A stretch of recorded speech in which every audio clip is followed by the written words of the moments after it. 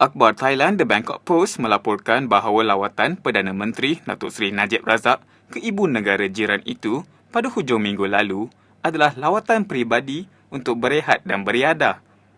Memetik sumber yang dekat dengan rakan sejawatan Najib, Jeneral Prayut Chan-o-cha, akhbar itu berkata bahawa lawatan berkenaan bukan kunjungan rasmi. Menurut sumber itu, Najib dan isteri, Datin Seri Rosmah Mansor, pergi membeli belah, bermain golf dan menginap di Hotel Shangri-La semasa lawatan pada 2 Januari lalu.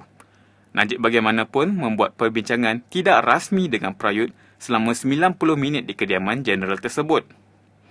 Sumber The Bangkok Post itu menyebut Najib terpaksa menulis tweet bahawa beliau makan tengah hari dengan Jeneral Prayut untuk menyatakan penghargaan kepada Thailand kerana menderma 500 tan beras untuk membantu bangsa banjir Malaysia dan bertukar pandangan mengenai penyelesaian masalah banjir dan pemulihan.